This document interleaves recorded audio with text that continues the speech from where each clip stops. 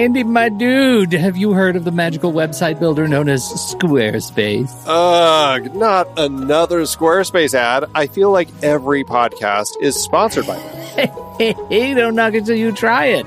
Yes, okay, it is overhyped, but actually it lives up to the hype. Squarespace is like a website fairy godmother. With a click of a button, your site transforms into a beautiful masterpiece. A website fairy godmother? That sounds interesting. What makes it so magical? Well, for starters, those slick templates make anyone look like a professional web designer. Pick one, customize the colors and fonts to match your brand, and voila. Plus, the drag-and-drop fluid engine is so easy, your grandma could build a site on Squarespace. Well, she did knit me a lovely scarf last Christmas. Maybe website design is next. Exactly. And when you're ready to sell your Nana's handmade scarves online, Squarespace has built-in e-commerce. Add a store with one click. Get flexible payment options. Then watch those sales roll in. And when she wants to teach others her steezy scarf skills, Squarespace's new courses feature is just the ticket.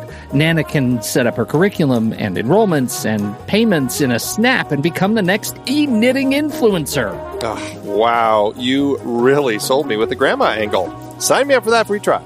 Just go to thenextreel.com/Squarespace and transform your site into a beautiful Squarespace masterpiece. Well, thanks, Pete. Even though it's overhyped, Squarespace actually sounds perfect for Nana's site's needs. Appreciate the warning on the ads, though. I'll brace myself next time I listen to a podcast. Anytime. Let me know if you need any help getting that site up and running.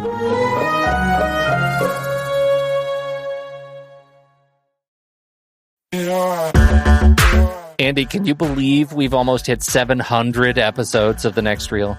I know, it's crazy. And with all the other episodes in our family of podcasts, we are well over 1,200 episodes of movie conversation. It's really pretty amazing that we've gotten to have these in-depth movie chats every week for over a decade now. And we couldn't have done it without our loyal community of film fans. Their support over the years has meant so much. For sure. That reminds me, we should give the merch store a shout out. Buying shirts from thenextreel.com/merch is a great way listeners can continue to support the show. Plus, they get to sport our great designs. Absolutely. I think sometimes folks forget we have a variety of shirts, mugs, phone cases, and more available. In fact, a great place to start is with a shirt sporting the Next Reel's logo. We also have that classic Fast Times Spicoli Surf School tee, or the weirdly popular Rusty's European Tour shirt. The one from National Lampoon's European Vacation. Why is that so popular? Search me, but we have sold a ridiculous number of those. I guess there are a lot of Rustys taking trips to Europe? We're always adding new designs based on movies we've covered, like our brand new design for a streetcar named Desire, featuring a streetcar named Desire. So if you want to rep your love of TNR and films, head to thenextreel.com/merch. Every purchase helps us continue to have these weekly in-depth conversations. So visit thenextreel.com/merch today. And as always, thanks for listening and being a part of the Next Reel community. We've got lots more great movie chats coming your way. I'm Pete Wright. And I'm Andy Nelson. Welcome to The Next Reel. When the movie ends, our conversation begins. In just a matter of seconds, you're going to hear a classic episode of this show from back in the day when we called ourselves Movies We Like. It took us a while to settle into the show's format, so you'll notice some differences as you listen to these episodes. For instance, it takes us a bit of time to actually get into the conversation about the movie.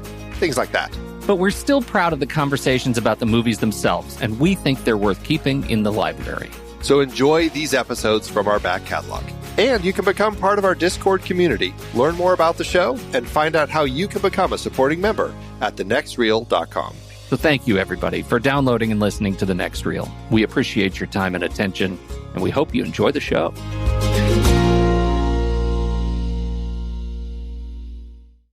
I do need to talk to you about my week a little bit, because you know I've been so busy. You've been busy. I have, and so I've also been escapist. Oh. Was that a setup? Was I supposed to say, how busy were you? No, it wasn't that.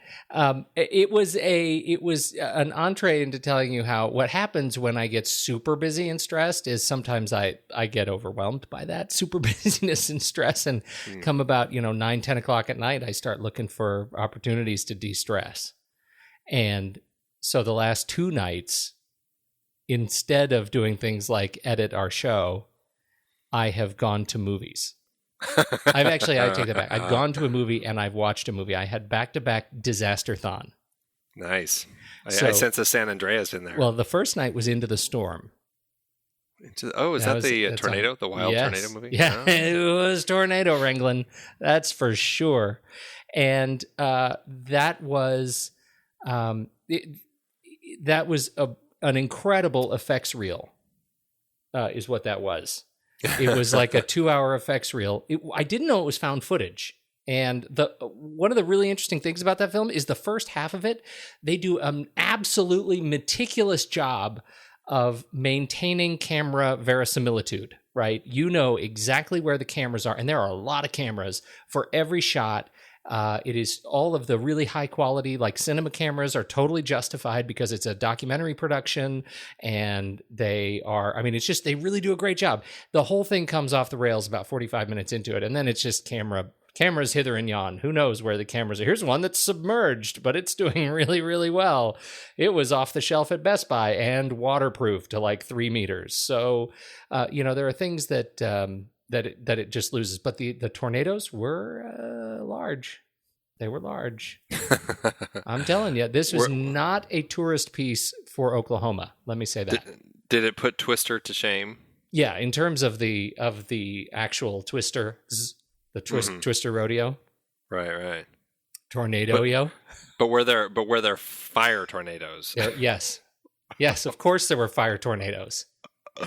Of course there were fire tornadoes, and somebody gets sucked up into the vortex of a fire tornado. But the best thing is when the guy who drives the tank, the Titan, he's manufactured the stormproof Titan, and it has these claws that come out of the side of it and inject themselves into the ground to hold it onto the ground, so that it can drive right up into the eye of the tornado and then eject its claws into the ground, and boom, it's gonna be there. And there's this big cinema turret on top, so it can shoot inside the eye of the storm. And there's a sequence where the Titan, this tank, gets sucked up into the vortex of the big mega tornado. The tornado Indominus, what's it called, Rex? Indominus tornado. And he is sucked up into the cone, and you see what this sort of artist's rendering of the inside of a tornado looks like, and he gets shot up all the way to the top of the tornado, where he is ejected into the sky, and he sees the most incredible, peaceful sunset that you've ever seen for about 4 seconds. And then he is sucked back down into the vortex and crushed underneath its mighty paw. So just if I understand this, so was he sucked up there and he had a camera with him? Yeah, so obviously all of it could be seen. He did. And it was in a bulletproof, stormproof, tank. And so it was, of course, protected. Right. Beautiful. It was something. So then the next night I did go see San Andreas. Uh-huh. And this is also not a tourist film for California. Because, there isn't a city that you would want to live in after you see this movie. They carve off a large swath of it. And at the end, we spoil movies. We'll get to that part. But I'm just going to say, the last line of the film is The Rock looking at his ex, then now redeemed wife. And she says, "What do we do now?" And he says, "We rebuild."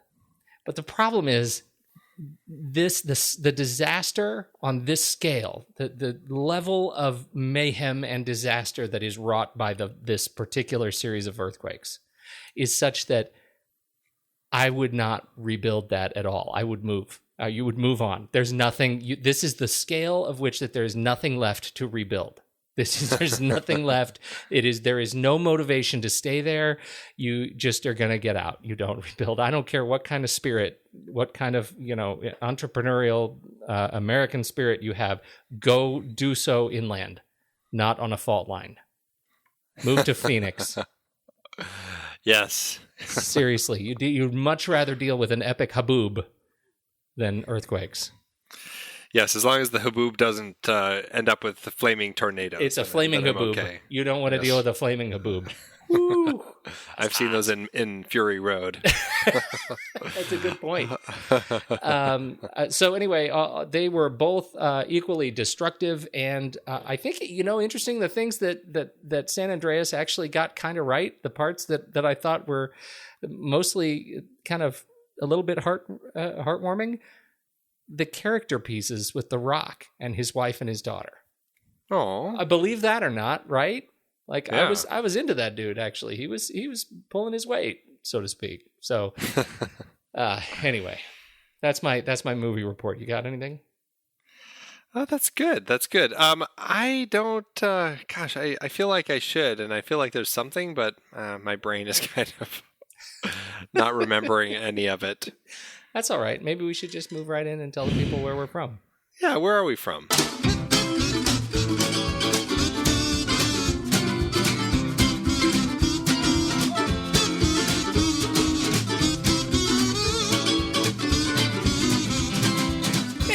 This is The Next Reel, and we spoil movies. I'm Pete Wright, and that there is Andy Nelson. Hello! And this is where we do it. And we spoil movies. See, this is the problem when I don't write my notes right. Tonight on the show, the last in our series on the black and white work of cinematographer James Wong Howe, with John Frankenheimer's 1966 film Seconds.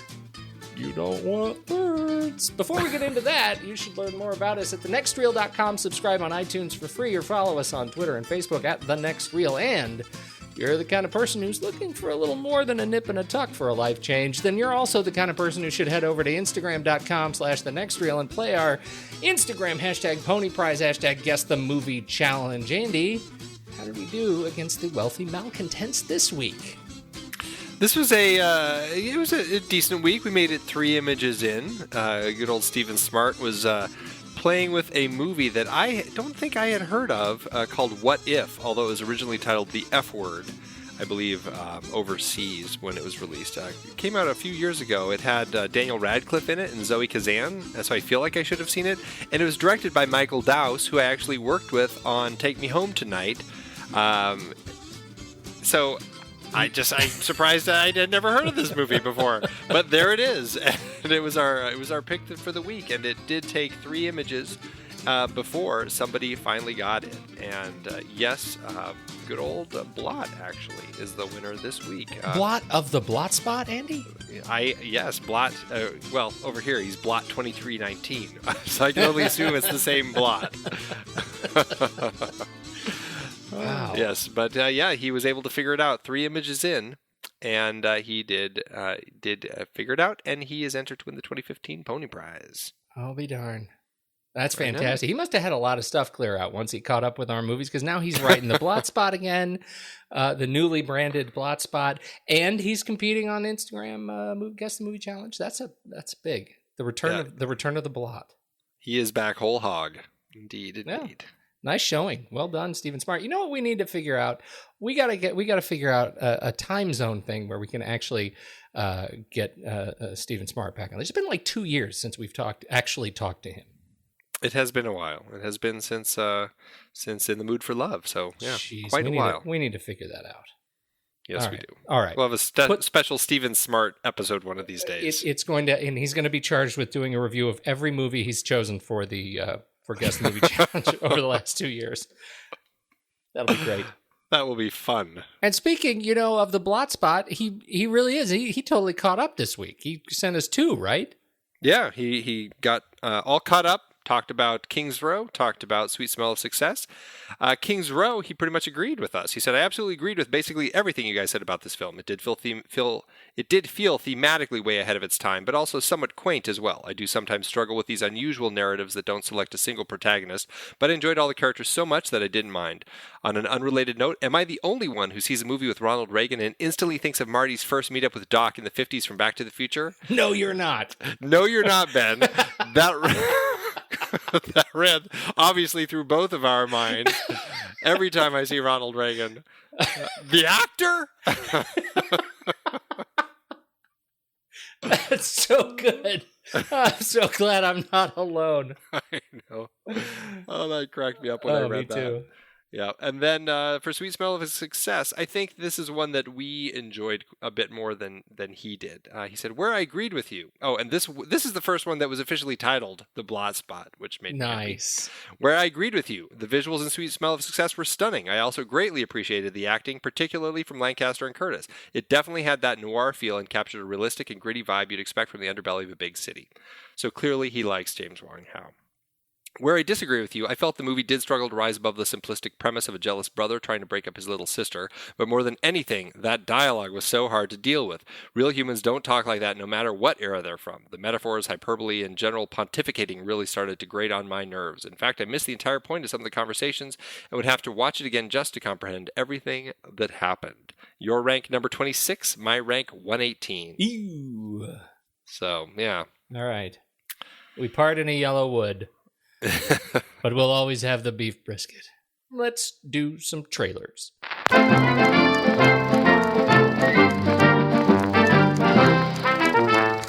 actually kind of excited about mine. Not because of anything that, it's a zombie thing, right? So I was going to say, I know I picked this one. That's table stakes for this movie is what I'm saying, right? I think that this is the first time I have seen or heard my dear friend, whom I have never met, Jeffrey Donovan, in a feature film. Do you know this? Do you know this Jeffrey Donovan? No. Apparently, he's been in other films. I'm not sure. Not many. I guess he was in J. Edgar. That was the DiCaprio one, right? Yeah, Eastwood, DiCaprio. Yeah, he was Robert Kennedy in J. Edgar. Oh. He was in Changeling. I don't know what that was. I never heard of that. He's been in a ton of TV, I adore this guy. He's from Burn Notice. He's Michael Weston in Burn Notice. So I've been watching him for like 7 years, and now he's showing up in a zombie movie. So how do you get? I mean, you just don't get any better than that, do you? And you've got Matthew Fox in it, so. Yep, who I also like, Absolutely. I'm a fan of it. This film has, from what I gather, and I think they did a really good job on the trailer. They did not give away much, apart from there are some creatures. It looks, it's a creature zombie type film. But they didn't really show us the creatures. They did some great kind of surprise shots of that are kind of scary, but don't give away very much. It was a good trailer. Something happens where there is some sort of the world kind of ends and goes Arctic, and we have these two guys, a guy and another guy and his family. They apparently don't like each other very much, and there are zombie creatures everywhere. And it was directed by Miguel Angel Vivas, and I don't know anything else he has done, but I'm excited to see this. I don't know what else to say. So I will just. Nothing. I think this looks like a fancy good zombie thriller. It comes out August 14th, 2015 in Spain. So that means it'll get. It looks like a limited release July 31st in the U.S. July 31st, 2015. So the end of next month, Extinction. I'm totally going to see it. Even though it doesn't look like it's going to get a big release, I'm in for it. It's something that looks really interesting. It's got a nice, I guess they have done frozen zombies before with those, what was the frozen Nazi zombie one? What was that called? Dead Snow? Dead Snow, that's what it is. Yeah, that was the one. Gosh, Tommy Wirkola. Oh, yes. And so I was going to say, it was nice to see zombies in a fresh environment, but then I remembered Dead Snow. So I guess it's not a fresh environment, but I do like the tone of it. And I do like that it's, they have this idea of these monsters out there, these creatures that have somehow now adapted to the climate. And that intrigues me. The trailer definitely intrigues me. And just the idea of zombies actually adapting, like there's a change in them over time, I find that interesting. So, right. There's this whole evolution theme. Right. Yeah. It's piqued my curiosity. Well, I'm glad that I was a part of it. Yes. Consider me piqued. And I am equally piqued about yours. Very interesting. I picked this one. It's the Stanford Prison Experiment, which I really picked because this is, aside from the fact that this is a really, really fascinating experiment that actually happened in Stanford a while back. I can't remember exactly when it was, but it was this situation where this professor there, psychology professor Philip Zimbardo, it happened in 1971. He took, for a week, he took two groups of students. One he made prisoners and one he made guards. And he put them in an environment where the guards had to guard the prisoners had to be the ones who were there incarcerated. And Zimbardo then watched the psychology of what happened and how things played out. And he saw that the guards actually started doing types of torture, and they actually took on these levels of abuse that they all of a sudden considered acceptable. And the prisoners started also kind of considering some of the stuff acceptable, the way that they were being treated. It was a very interesting study in psychology. We actually ended up we talked to Dan Ariely in the Joe Show, the documentary that we did about this experiment in context relating to Sheriff Joe and the way that he runs the jails here in Maricopa County. So because of all of that, I was really excited to see that they actually are making this film called The Stanford Prison Experiment that looks really intriguing. I love the cast. I love the group of people that they've picked. Billy Crudup as Dr. Zimbardo. It looks great. And then you've got this fantastic group of young faces playing these students, like Michael, is it Angarano? I'm never quite sure if it's Angarano. He's been around for a while. I love him. Ty Sheridan, who's kind of the it youth right now. He's been in Mud and some other great films. He's just fantastic. He's in it. And you just got these great faces playing these different groups as they are all of a sudden having this psychological game played with them, basically. It looks like a fascinating film. I'm really excited to see it. It debuted at Sundance this year, and it's going to be coming out, I think, in July. And it's one that I am quite excited to see. This one is absolutely fascinating to me too. And right after you sent this, I had sent back the documentary, the Stanford Prison Experiment documentary, and I watched it again, kind of today, off in the side here, and so it was really interesting. It's very short. It's only about a half hour, a little longer than a half hour. But the thing that strikes me is just the level of fidelity to the real experiment and the experience in that basement in the Stanford psychology building that they captured in this film. It looks real and intense and scary, and just the level of human terror that they are able to create just through this 9-day experiment is I think makes it really worth digesting, not just watching. Yeah, absolutely. Very interesting piece of American history, really. Yeesh. So it opens July 17th. July 17th. I'm going to be there too. I'm going to go see that one too. Excellent. All right. Hey, Pete. Yes? Stomp those grapes! Stomp those grapes! Stomp those grapes! Stop those grapes! Stop those grapes! Stop those grapes! Stop those grapes! Stop those grapes! Bold, bizarre, terrifying. Rock Hudson, in an astonishing change of pace, stars in Seconds.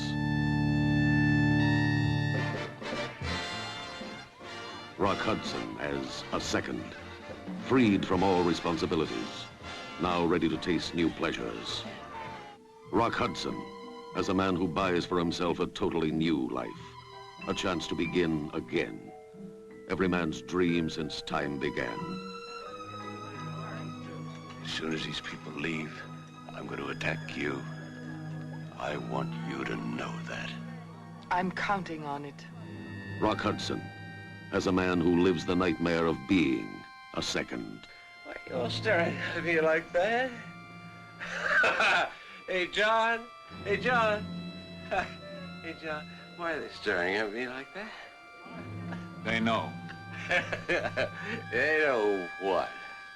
They're like you. Reborn. Oh, Laura! Seconds, Andy. An unhappy middle-aged banker agrees to procedure that will fake his death and give him a completely new look and identity, one that comes with its own price, says IMDb. This is John Frankenheimer's 1966 drama horror mystery, starring Rock Hudson and John Randolph, and other people. Salome Jens, Will Geer, Jeff Corey, Richard Anderson, Murray Hamilton. It was good to see some of those faces significantly younger. But how did the movie hold up for you? Well, I love this movie. You do? I do. I don't. Interesting. Yeah, I love this movie. I first saw it probably about 10 years ago.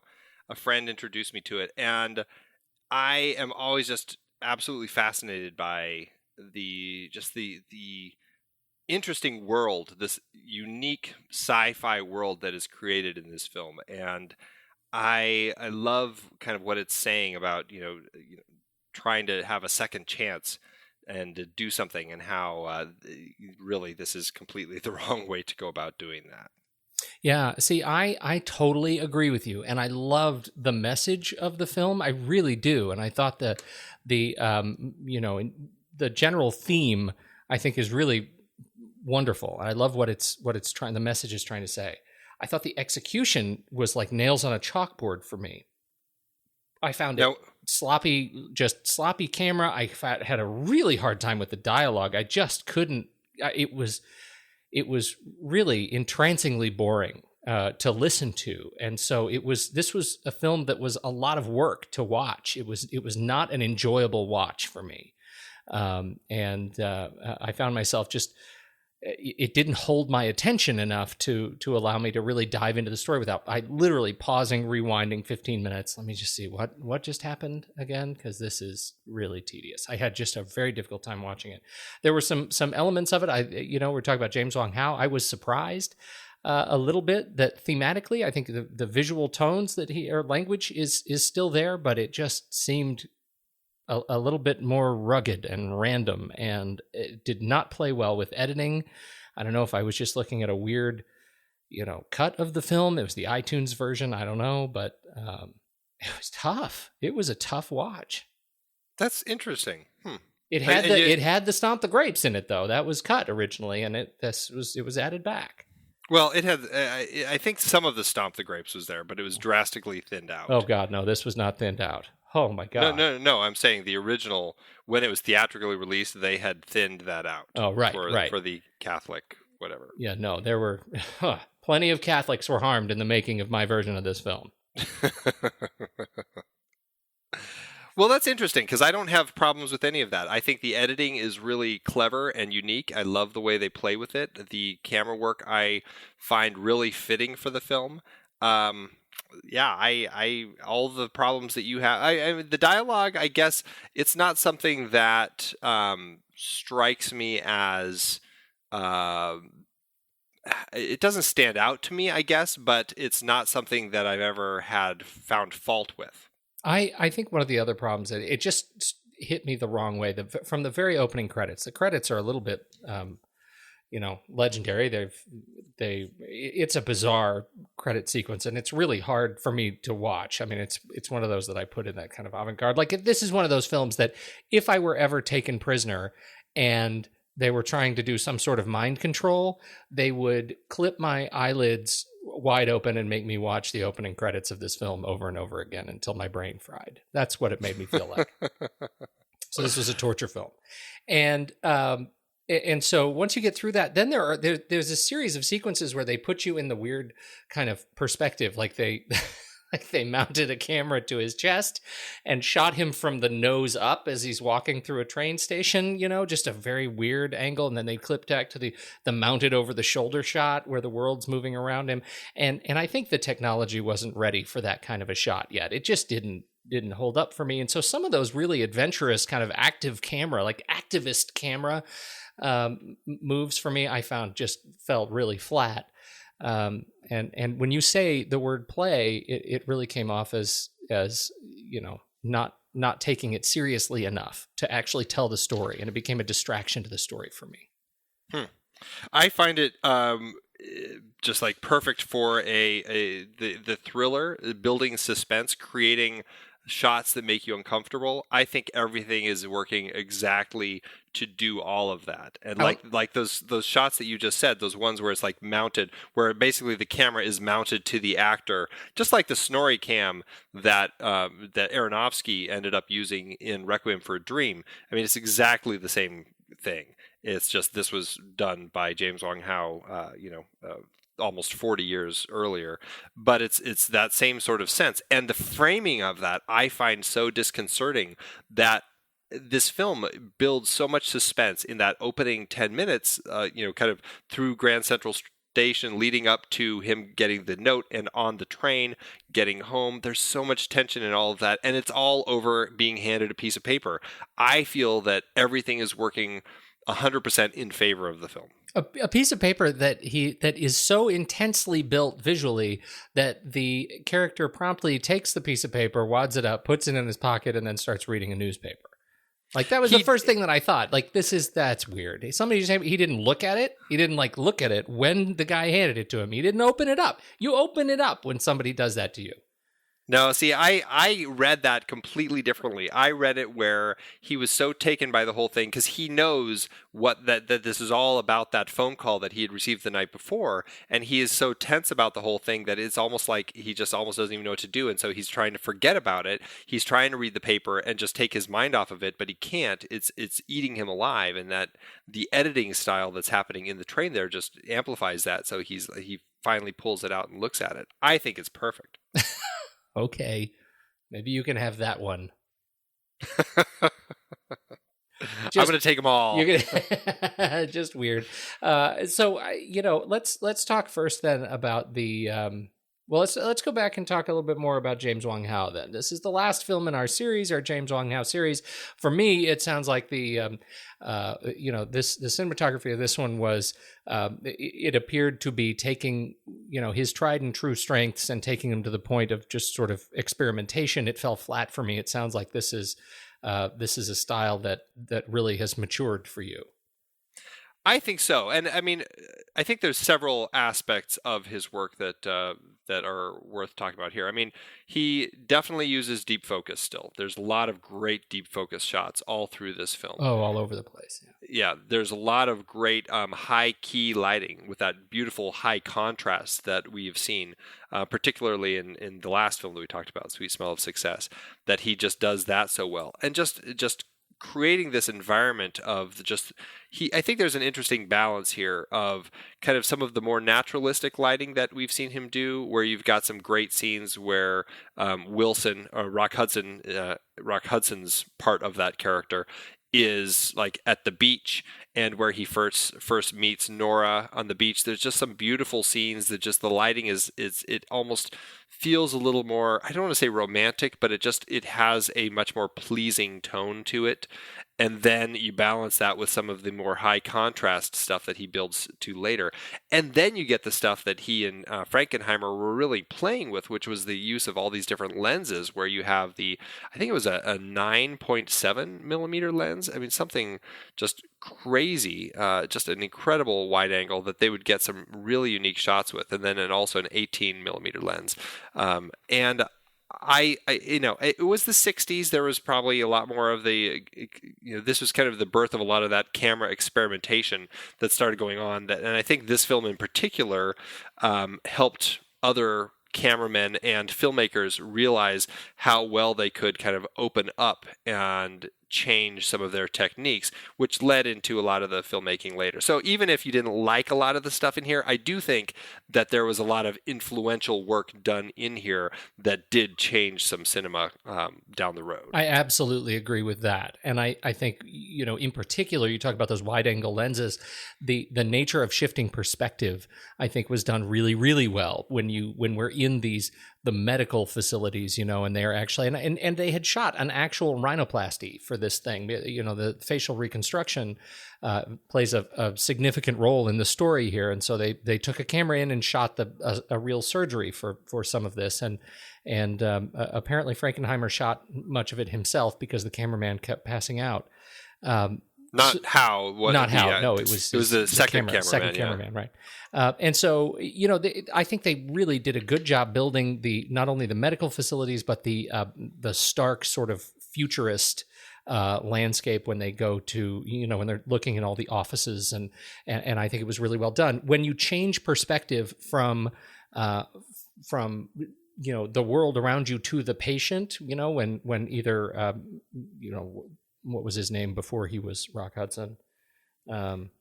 Not Wilson. John Randolph's version? What was John Randolph's character name? I can't remember. Anyway, John Randolph's character. Hamilton. Hamilton. Arthur Hamilton. So when it changes from the world around to Hamilton on the gurney, it goes into that super wide angle lens, and you get some really creepy depth of field games going on, just where their hands are, where they're talking to them, where they're reaching toward his face. I think it really built that sense of intensity. I totally agree with you there. I think it was there was some really good stuff going on. Yes. And jump to the end, I'll get this out of the way. I think, much of the intrigue is sort of lost on me as soon as Rock Hudson is introduced. I had real trouble kind of taking him seriously in this role. Until he became a remaindered second, right? Until he was taken back into circulation, and they put that thing on his that gag in his mouth, and he is flopping all over the place, screaming, before the doctor asks for the cranial drill. I mean, that was an incredible buildup and an incredibly sad release at the end of this film, I thought. So there's a win. There's a win for Rock. I had not seen Rock in many things. I mean, I know I had seen things like when I was younger, like The Mirror Cracked, and I know I had seen Giant, but this really was, I think, probably the first film that I actually watched him in. And so I wasn't tainted by really any of the types of the lighter comedies that he had done beforehand. I just didn't have an impression of him at all, and so I had no stakes when I saw him there, and he didn't bother me at all. I so like John Randolph. It was so great to see him, particularly because what I know him most from is National Lampoon's Christmas Vacation. Oh my God!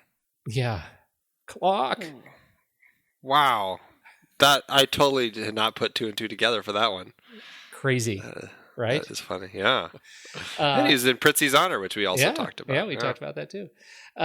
Anyhow, so I thought he was so great, and I wanted the experience, that transformation. I was already struggling with the film, and so I wanted that transformation to really kind of solidify things for me. It just didn't play. I thought he was kind of a thin character, and I know it's according to lore, he worked hard to kind of develop the mannerisms of John Randolph so that he could pull it off as a John Randolph. And I know they tried to play with the camera to the point where it looked like he wasn't, Rock Hudson isn't a towering, half a foot taller than John Randolph is, but I just couldn't buy it. The guy is huge.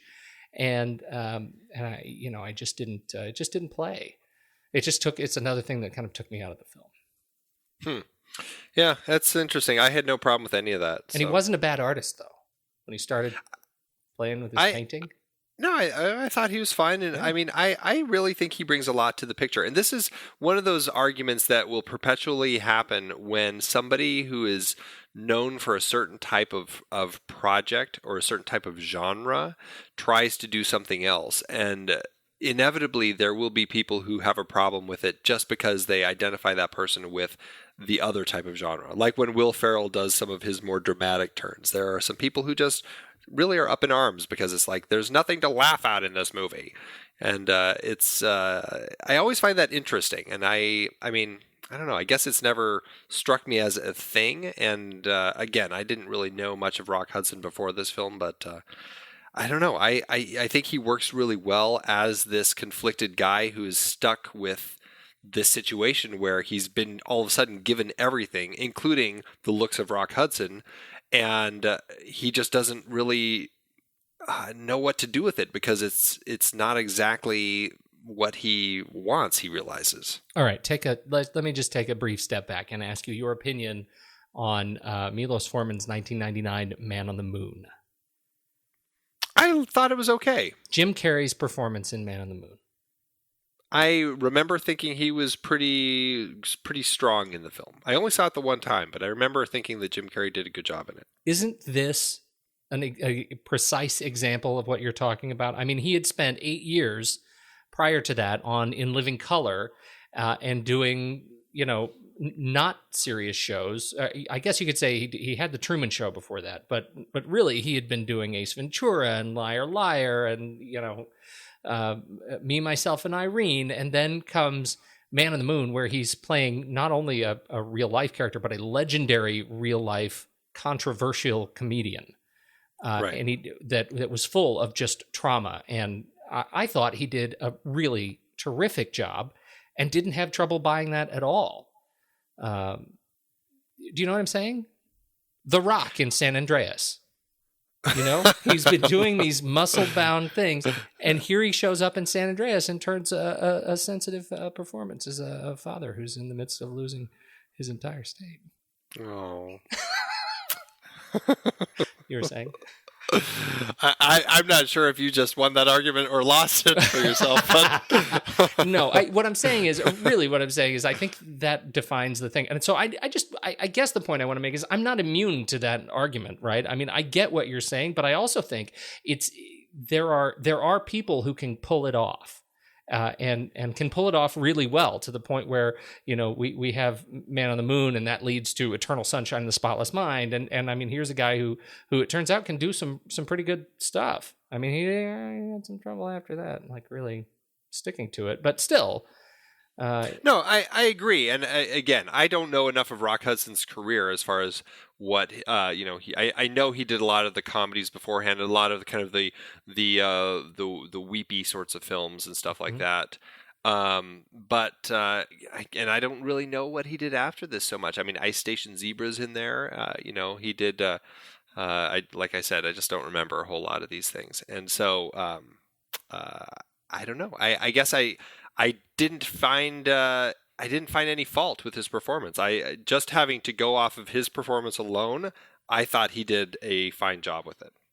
We already talked about John Randolph a little bit, who I think was really great. And it wasn't he there were 3 actors in this who had been blacklisted. Was he one of them? I can't remember. I think he was. Let's see. I saw it somewhere. Yeah, John Randolph, Will Geer, and Jeff Corey.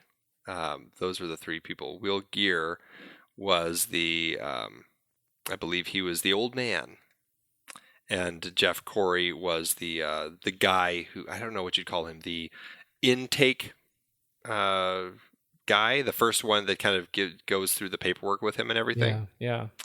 So they were all blacklisted, and they all were working on this project together. So it was nice seeing, here's Frankenheimer, another person kind of like last week's show, another person kind of like Lancaster, who's trying to help these formerly blacklisted people kind of get out of that rut that it had put them into and get them working again. What was his name who played Charlie? That's Murray Hamilton, who's just absolutely fantastic to see. We've talked about him in Jaws before. That is what I was going to say. Wasn't that great to see him? Boy, was he a young lad. He was, we hadn't talked about it, but he was in The Graduate right after this. And so, so I mean, I do recognize him from that. And it's funny seeing him here and then in the very following year as Dustin Hoffman's father. It was a creepy performance, and I think structurally they did that really nicely. To hear his voice on those calls early in the film, to hear him talk about Fidelis Eterna, Fidelis Eternus, yeah. Fidelis Eternus, and that had been etched into the bottom of the award in John Randolph's house to let him know. In fact, this young voice that's on the other end of the phone is actually a dear old friend who should be significantly older. Sort of a proof of life call. It was great, a great bit of foreshadowing to then end up back in to meet him silently in that large room where the guys are like, I don't know what I understood of that. It was like just this holding area for these guys who were going back into rotation to be decommissioned, right? Is that how you would say how you would frame that? No, I think that room is the holding room. So if it doesn't work out for them when they go try to have their new life, if it doesn't work, they go into the holding room, and as long as they give them another name of somebody else to kind of go into this whole process of becoming a second, then they can basically have another turn at it. And so that's kind of what it sounded like. Is it sounded like Murray Hamilton, his reaction, it seemed like he was going to go get his new chance at a new life, basically, another new life. Whereas Wilson, Rock Hudson, he refuses to give a name up, and so he basically is just used as meat for the next body that they need parts from. I don't know. I didn't take it that way because the reaction when being pulled out of that room was the same, right? I mean, as for both Rock Hudson and Murray Hamilton, it was both. They both had that. I didn't think it would happen so soon kind of reaction. Yeah, but it's one of those things where I don't think those guys would necessarily be so willing to stay there if they knew they were just going off to get carved up for parts. That's what I'm saying. I don't think any of them knew that they were getting carved up for parts. So you think that Charlie got carved up for parts, but he thought he was actually going to get another turn? I think Charlie's was exactly the same scenario as Wilson's. That he tried it, it didn't work, and he was sold this bill of goods that he could have another shot at it. And I guess that's entirely possible. I guess I was thinking that Charlie, it's hard to say where Charlie went, but I do feel that Wilson could have had another chance if he had given a name up. Because that seems to be kind of the tipping point when he's in his meeting there with Mr. Ruby, with Jeff Corey's character, and Jeff Corey, he's getting all pissed off that Rock won't give him a name of somebody to come in, and like he won't volunteer a name because he doesn't want to slow down his process of getting his new opportunity. And so then when Wilson leaves the room, Mr. Ruby gets on the phone and said he's gone, let's move him into the next stage. So that's why I had that sense that that's what happened to Wilson, because he wouldn't give up another name. That's interesting. I can see that too. I sort of look at it the more cynically, I think, than you, which is that he was going to be turned up for parts whether or not he gave up her name. But the fact that he didn't have a name maybe sort of exacerbated or accelerated his solution. Yeah. His ultimate dissolution. But I feel like this one of the sort of interesting things that came out of that sequence is the fact that we see that this really high-end,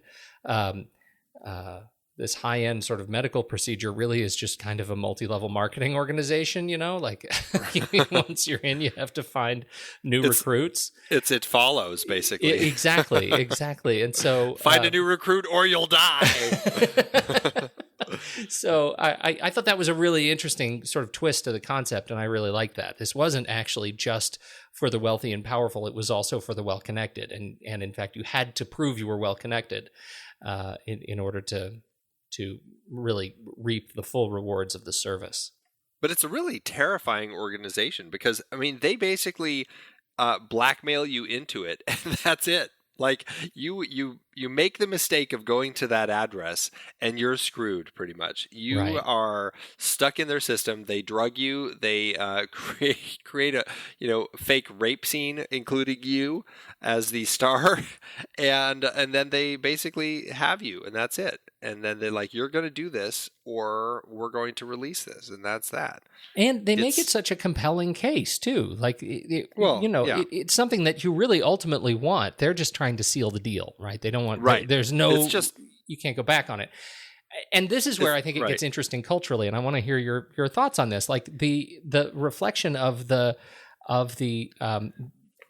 what they are doing, giving you a new life, because that's what you want to make change in your life, but then giving you no control over that, living that life on your own terms. Yeah, and that's part of this strange entrapment within this story that they have, where it's these people are almost like trying to escape who they are. And this system, I mean, I can see it where from the old man's perspective, we are giving you that escape. You don't have to be who you are anymore. We'll create this new life for you. But you have to follow their rules. You're stuck in this community of basically nobody but other seconds. And you have to make sure you're following all the rules, or we're going to bring you back into the system and use you for parts. It's a terrifying. It's just a terrifying look at it. They don't let you freely roam. I mean, they're really watching you all the time. It really is a very unique look in. I mean, this is a unique science fiction world that these guys have created that. Takes those ideas and creates a very terrifying way that this could potentially happen if this were around, you know? Yeah, I think so too. I think it's ultimately and strangely, as weird as the execution of this film is, you walk away thinking, yeah, I believe it. I think they could probably pull that off. Yeah, and it's scary, like just the idea of how easy they could basically trick you, or not trick you, but lure you in, making it seem so right. I mean, the way that the old man has his conversation. I mean, first of all, Mr. Ruby, his version of selling the whole idea to Hamilton really is very poor, because he's really not doing anything. He's just making the whole thing seem very confusing. And then it's the old man who really kind of has the conversation with Hamilton that makes him realize that he wants this thing. And then really Hamilton kind of opens up and talks about how he really doesn't have anything. That there's nothing in his life that's worth saving anymore. And it's just, but it was done in such a namby-pamby way. Like he was saying, yeah, you know, I guess my wife and I aren't that affectionate. Like that was such a waste. It really, I mean, the level of control that they exude over him as a result of this, you know, is amazing. What they get him to agree to it's just really sad. I mean, it's so sad that they got him to cop to this and to change his whole life, when in fact his whole life, they never made a great case that his whole life was that bad in the first place. Well, and that is an interesting point, that and maybe there's some level there that I think you're right with, but there's something about the way that they portray Hamilton's life beforehand where it's pretty much on autopilot, and it's not that interesting of a life. He's living a life where he's never followed any dreams. He's basically done what people have told him to do, you know, get a job, get a wife, have a kid, make a lot of money, and he's done all those things, you know, as he says, you know, one day I might even be vice president of the bank or something like that. It's not very exciting, and you can tell that he is not thrilled by his life. He's not thrilled with his wife. I think that scene between Arthur and his wife is just beautifully painful. Just how sad it is watching these two who have been together forever, and how their relationship is just, I mean, they're almost strangers, and it's a really painful scene to watch, that bedroom scene between the two of them. And I think that they do a good job of creating the world of Arthur Hamilton before he goes off on this train to see what this, or goes off into this, 34 Lafayette Street or whatever, to go see what this thing is all about. And obviously, I don't think he would have shown up there if he thought that his life was fine. It's that the curiosity about what could make my life better, I think, that draws him in. So, I mean, I do buy it. I do think that it's something that he makes this decision to do, because on the other, from the other perspective, this is a guy who sees opportunities out there that he hasn't taken ever in his life, and now he's going to get the chance to actually take some of those opportunities and actually do some of those things. So I can see a person in this particular situation going, you know what, maybe it's worth trying and seeing, maybe I can have a better shot at things. Maybe I can do something more unique with my life now. You're building a case for it. I can hear that. You know what's interesting about this whole thing? Like, I know this is not an entirely fair comparison, but when you talk about the level of sort of intensity and the cultural statement that is wrought in this film, and you compare it to other films sort of the era, we've already done the Pecula's Paranoia trilogy of Clute, Parallax View, and All the President's Men. Right. I know those were later, but in general, my sense of paranoia and suspense was much greater in those films, and the overall execution of those films, I thought, were much better than this. And even, I know that this is part of, what are the others in Frankenheimer's Paranoia trilogy? It's Manchurian Candidate, this, and... 7 Days in May. Yeah, so I think that that's just sort of comparing the tropes, the visual tropes, the cinematic tropes, and the dramatic tropes in those films. I think they have a better message and a better execution in general than Frankenheimer's, and I'm drawn to that comparison right now because of my overall reaction to this film. Yeah, I mean, I guess I can see that. I do think that Pecula's films, I think, are perhaps a stronger trilogy. I do think, in Frankenheimer's, The Manchurian Candidate, I think is just an absolutely wonderful film. 7 Days in May, I've seen it, and I just don't remember it very well. I'd have to see that one really to have a better conversation about it and how it fits into this trilogy. But it's a different type of trilogy because Manchurian Candidate, 7 Days in May are both much more political thrillers. This one is such an intimate, personal thriller that it's, I guess I can see where it kind of can fit into a paranoia trilogy of Frankenheimer's, but at the same time, there's such a different feel of what this one is going for than any of those other films, whether it's Pecula's or the other two Frankenheimer films, which all have kind of a political context. Well, I guess Clute doesn't. This one might feel more in line with Clute, where it's a little more of a personal sort of paranoia situation. So yes, yeah. And then 7 Days in May, that's another plot to take over the United States. Yeah, it's right. That's what I recall. It's like it's like Kirk a military Douglas coup, right? It's one of those. Yes, right. Yeah. I just don't remember it at all. Yeah, Kirk Douglas, Burt Lancaster. Yeah, there you go. Check that out. That's my take on this film. What other high points that you want to talk about before we bring this in for a landing? So something else that we didn't, jumping back to James Wong Howe, because I feel like we were talking about James Wong Howe, we kind of ended up leading into Rock Hudson from there. But a few more things that we didn't really talk about. He had a great use of low angles in this film as well, and then also between him and Bill Frick, I believe, they ended up coming up with some car mount systems to film in this film, both when Hamilton and his wife were driving, and then also later when Wilson was driving. You had some car mounts used in the film that I don't believe, according to Frankenheimer, he said this might be one of the earliest times these car mounts were used, or possibly the first time the car mounts were used. And then he ended up using them as he went on to make his film Grand Prix. But I thought that was a very interesting little tidbit of knowledge to learn, because car mounts are so commonplace now. Kind of where was the birthplace of car mounts? And it sounds like it was back there. And that's the mount that's kind of on the side of the car, almost like just a little plate sticking off the side of the car with the camera mounted on it, so you could actually film through the window into the people in the car. And it was just kind of nice to hear that this might have been the birthplace of those. That is very cool. And, they were just very much all about, just like Sweet Smell of Success, filming in real locations. You've got the real Scarsdale. You've got actually filming on the train when Rock Hudson flies on the plane. They actually flew, I think they rented a TWA plane and flew it from L.A. to Portland, I believe, and they flew just back and forth.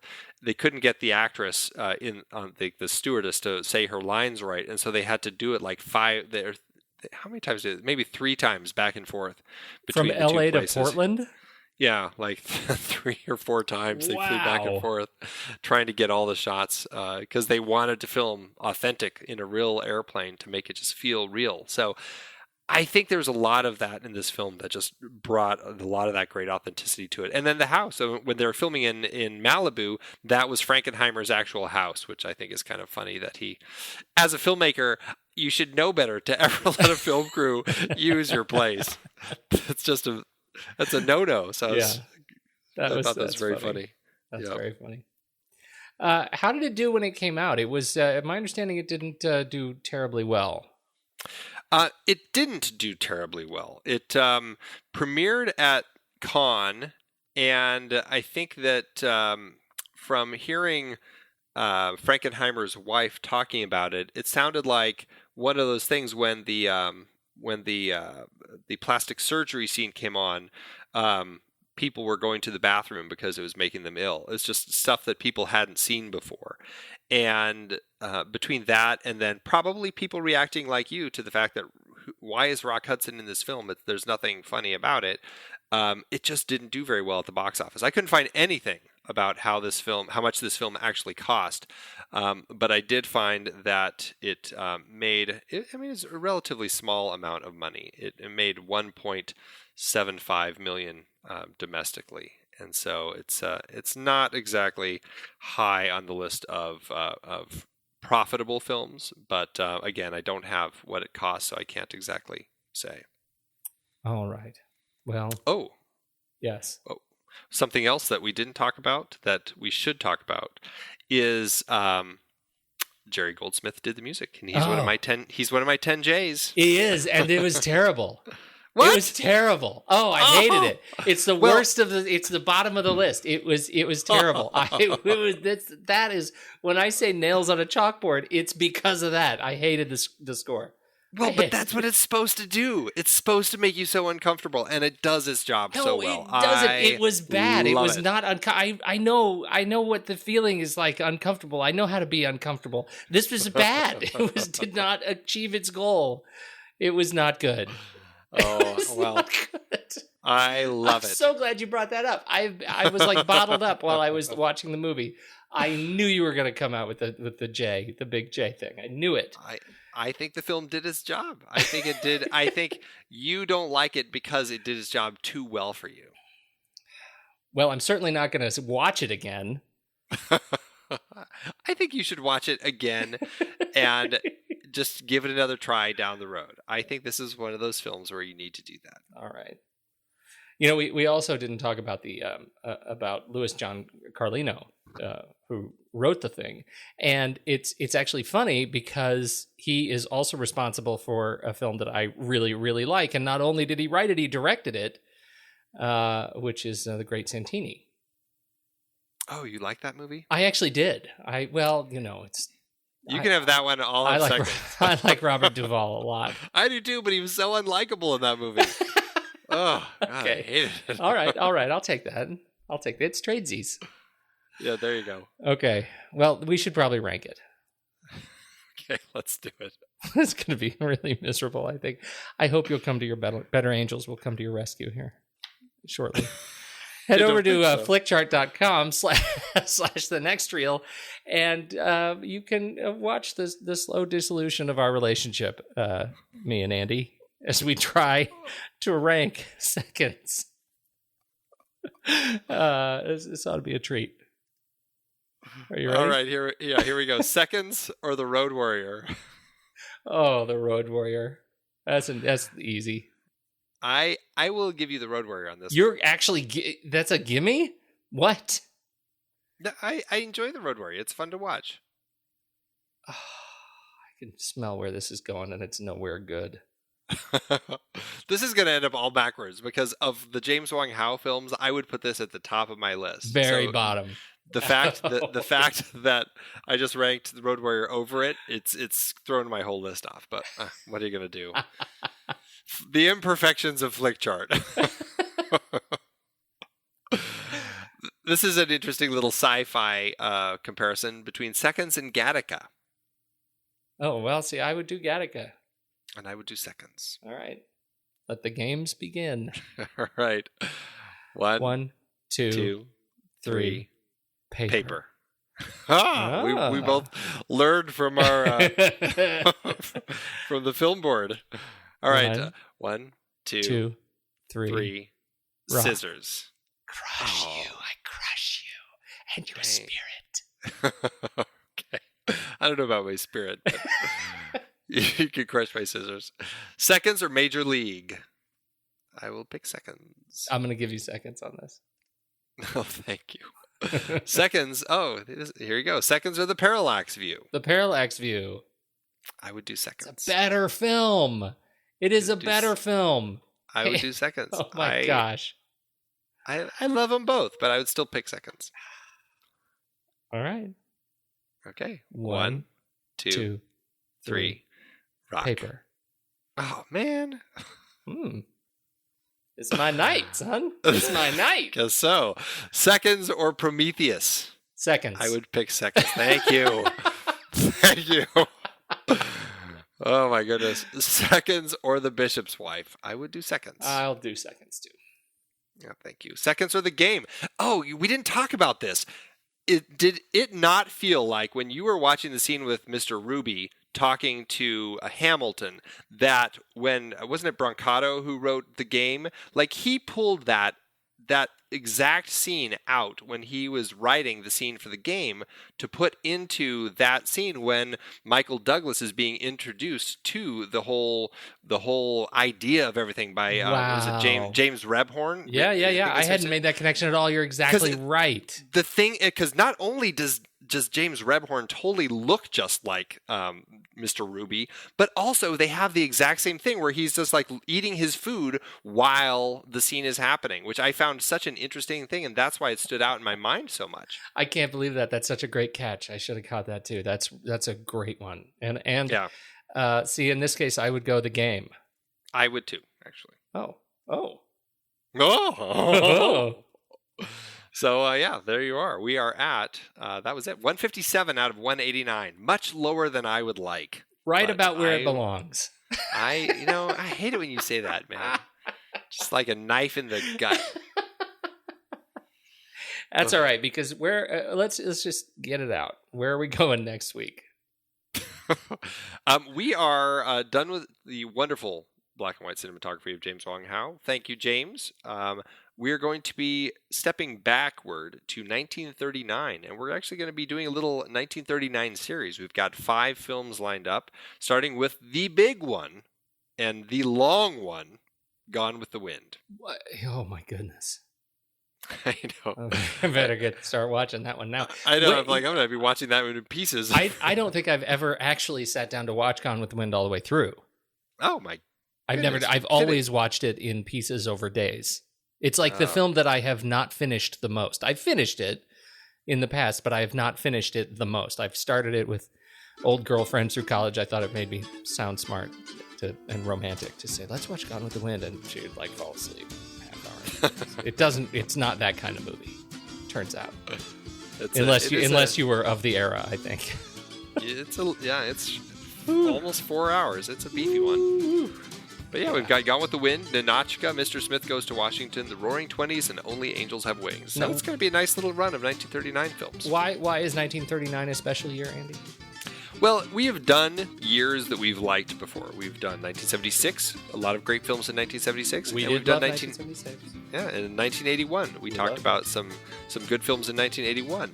But 1939 is always brought up as the year of films. That was like the peak of the studio system. They really had their act together, and they just cranked out so many classics that year. And so it's always the year that everything ends up getting compared to. And this was I think it was just one of those things where we felt it would be an interesting opportunity to go back and see some of these, because there are so many movies that have come out or that came out in 1939 that I've never seen. And it was just kind of a good way to kind of check a lot of them off the list, so to speak. I agree. So we've done 2 years that we've liked, and now we're doing the first time we're doing a year that everyone else has liked. And so we'll see how that sticks. We'll see how it goes. Yes. Well, we better like it, because I believe that it's on next year's slate also. Yes. And Gone with the Wind, does that mean we have to do a 2-hour show? to talk about a 4-hour movie? Is that how that works? I don't think it worked for Yee. No, boy, that was terrible. All right. I got to go to bed. All right. I've got this appointment down at 34 Lafayette Street.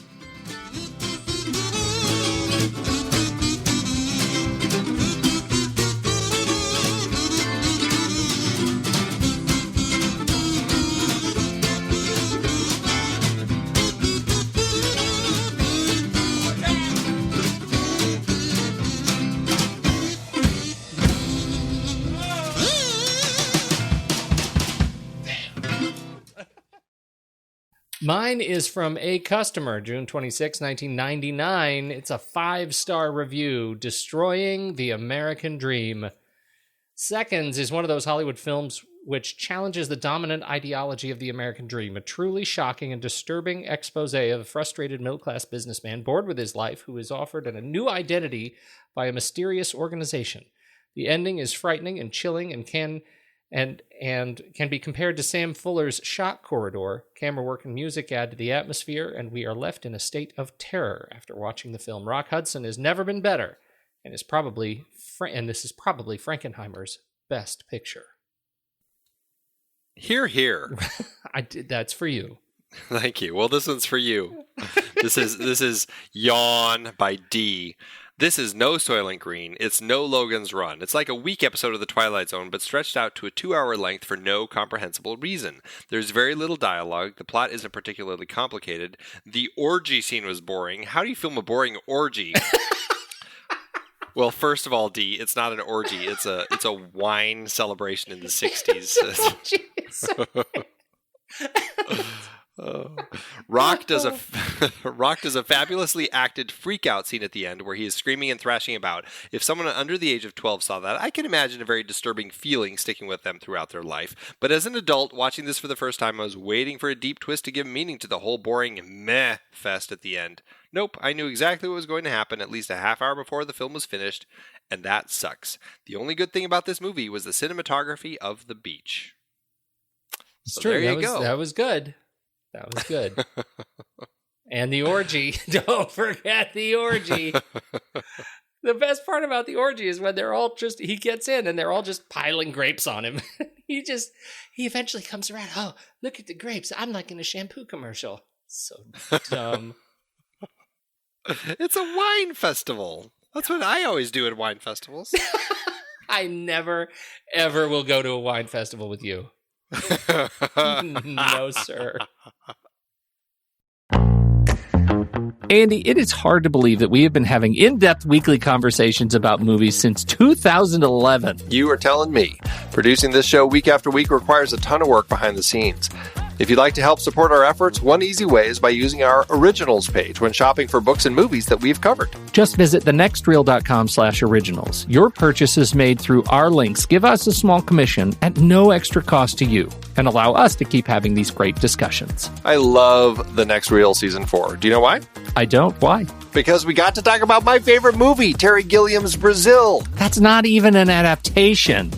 No, but it was such a great part of our great Terry Gilliam series, and a few others in that series were adaptations, like The Adventures of Baron Munchausen, adapted from Raspi's stories, and La Jetée, which inspired 12 Monkeys.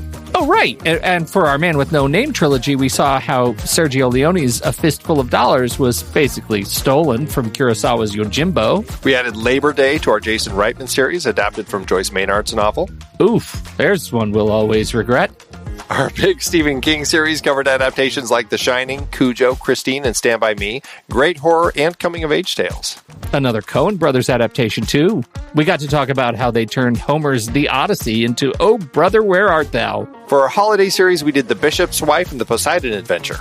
And who could forget seeing Alec Guinness in the adaptation of Kind Hearts and Coronets during our series dedicated to him.